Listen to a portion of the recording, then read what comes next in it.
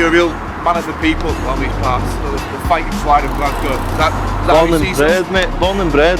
I love my city. I love where I come from. I love it. I just love. Everybody gets behind each other here. Do you know what I mean? Jay came to the gym when he was 16. He was an amateur boxer at the time. He was looking to kind of progress into the pro ranks. Even as a 16-year-old, he knew that's ultimately where he wanted to go. At 18, he was looking to turn pro, so at that time, he went down the white-collar route. He couldn't get many bouts amateur, owing to the fact that he's been a heavyweight, I think, since, he'll correct me if I'm wrong, since he was 10. I've probably known Jay probably for about 6 years. What it is, I trained an old amateur club back in the day when I was a kid, and he happened to come through that gym. Obviously, and it's good to be a part of his journey now. Yeah, he's a great guy. He gets on with every day. Obviously, when he comes into business in the ring, you know, he just knuckles down. But like I say, he's a great guy talking to the gym. It's great to be a part of his team. You know, I was just always a bit different for everybody else, and it took me a while to realise that I much prefer being different to everybody else. I don't like being the same as people, but I don't know, I want to inspire people to be the exact same as that and just not to care what people think. You know, he's got quite an intimidating look, and then when he actually speaks to people and they realise he's a young boy and he's really thoughtful and kind and everything else, yeah, he really is soft, you know, in that sense, and he's always nice to the young boys that come into the gym, and then they in turn look up to him. Aye, so this is High Knightswood, so we were doing in Low Knightswood where I stay now. What sort of area is this? A bit rough. It looks a bit nice, doesn't it?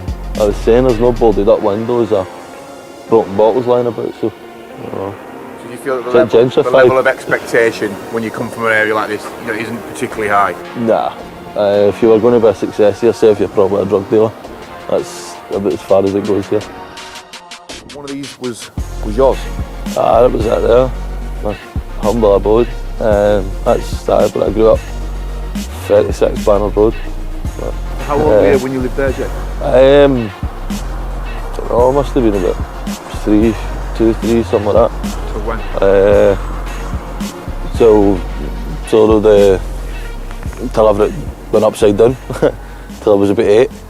And then I went to live with my gran. Me and my wee brother went to live there. You think I'm going to win my next fight? You just shake your head. If you don't think I'm going to win, I'm going to pull it. No. Gold? I'm going to get the gold robe? Obviously you speak very highly of your family, especially with the relationship you've got with your brother. So is that, you know, is your relationship you have with him a big driving force for wanting to succeed and do so well in boxing? No, it is. It's both my brothers and my cousins, and just, I like to stand up for the little guy, do you know what I mean? Like, we don't get much chances in places like this, so if I can make one for myself, so can other people. So the last time I was here, I was about 8-year-old, so.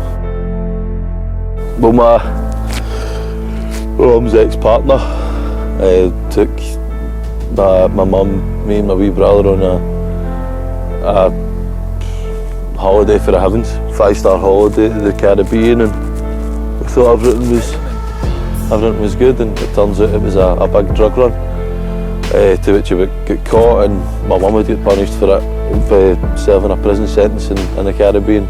Me and my wee brother ended up in an orphanage in the Caribbean, but it wasn't your normal summer holidays. But it's an understatement. Aye. So how did that affect you at the time? Do you have vivid memories of that, or is it? I remember it all clear. I wasn't nice, but I had to stay strong through it. Wee Kai's my younger brother, but he's got autism as well, so I know I was only a kid myself, but I had to be strong for him, do you know what I mean? Especially being over there. And so if you remember what happened, were you in the hotel room and there was a knock at the door? No, it was at the airport. It was at the airport, so we were at the airport ready to board the plane, and it was basically the guy and my mum were just tackled and took away, and me and my wee brother were put in a separate room. It was scary. It was scary, you know, but how do you think that's affected you now?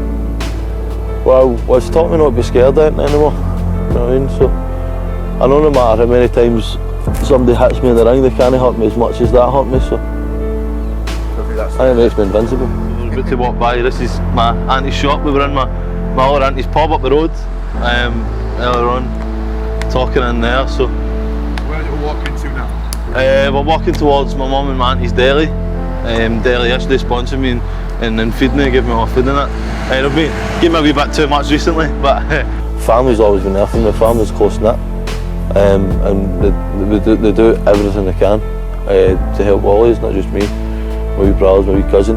My wee cousin's starting a career in music actually as well. And they've gave him their outhouse to do that. Like we help each other, do you know what I mean? Because none of us started with anything. I don't want to be in a place like this, do you know what I mean? It's a lot easier to eat when you've got a silver spoon. When I signed my pro contract, I went home to sleep on the floor in that flat there.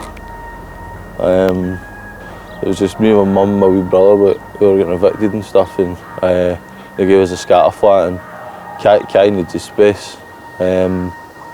Wee Jack's obviously slept with my mum because he was tiny, but I just took a mattress and I slept on the floor in the living room so that everybody was happy. It's called a scatter flat, so they give you that when you're technically homeless. Thank God I didn't live in the streets, but I signed my pro contract and then home to sleep before. But and everybody thinks boxing's glamorous, It's brilliant.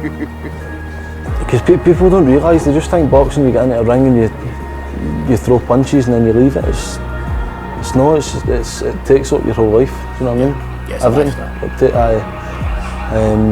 Whether the lifestyle's good or bad, it's yet to be said. I'll find out when I'm talking to lampposts at 40. Tell me about that night that you made your pro debut.